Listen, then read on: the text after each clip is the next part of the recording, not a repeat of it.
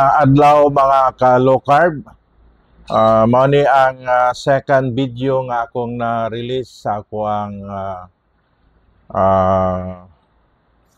program o gusto lang ako i-share ang akong experience sa low carb tungod kay 40 days na nako karon nga naga low carb o gusto na ko ma-share ang mga benefits sa akong pag low carb. Number one is ang sugar level nimo magbaba, no? Sa first meal pa lang nako nga nag-start ko low carb natong July 13 sa gabi nanihapon lang ko og isa ka abogado gi-slice nako unya giparisa nako og isa ka slice pon nga salmon nga isda. Then after meal mga 30 minutes, no, ga glucometer ko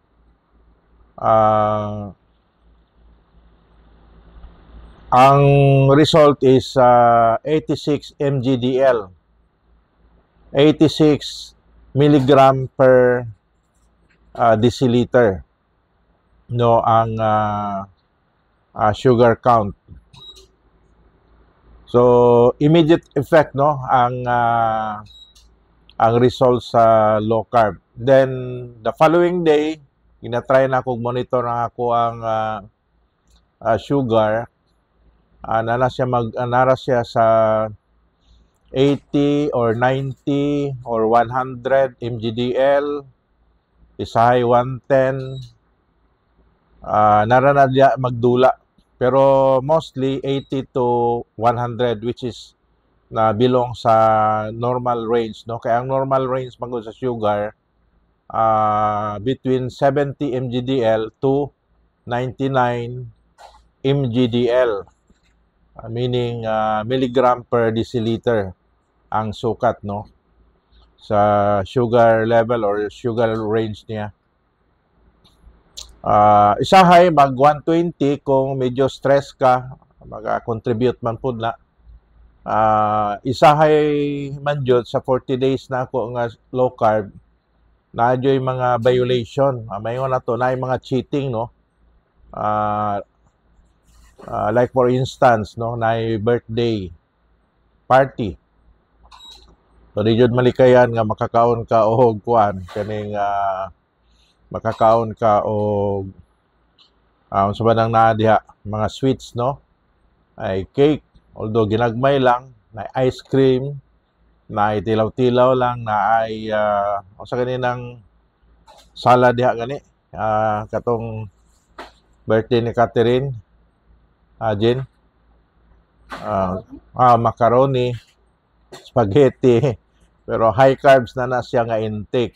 Pero naitabo na after 20 days, no, sa ako ang low carb. So isip mga beginner, nadyo na yung mga temptation, no, na yung mga tentasyon, labi na yung mga occasion, pero occasional na lang, dili jud tong daily habit na nimo sa pagkaon ni ana.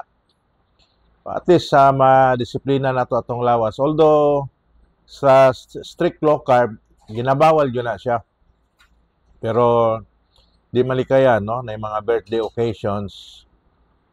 Pero kung i-total nimo ang mga days nga nag-low carb ka, at least dili man nabilong manggapon sa dili jud ingon nga abuso nga kaon. So mao na siya, no, ang immediate effect, ang benefits is sa sugar. Tested yun na siya, no, tested yun na siya nako. Alang sa mga tagasog sugar level diha, i-try ninyo kay naiuban diha nga nag-take nag-maintenance for how many decades na. Tingala sila di man gapon mo ubos ang ilang sugar, no. Hantod na lang ang mga senior citizen, hantod na lang pila ka tuig na gastos na kayo sa mga maintenance. Pero without knowing, no, siguro wala lang kayo ma-emphasize about nutritional values sa atong mga ginakaon. So, konting disiplina, konting maingon nato nga sakripisyo, o maingon po nato nga nakay determination, no? So, alang sa mga pre-diabetes, mga type 2 diabetes, ambot lang sa type 1, no? Di pa na ako kay masulti about sa type 1 diabetic, kay medyo complicated na siya. So, kung napa lang ka sa pre-diabetes stage or type 2 diabetes, medyo advisable ang low carb. Sa type 1, dili sa ko maka sulti diha kay wala pa ko'y experience sana po.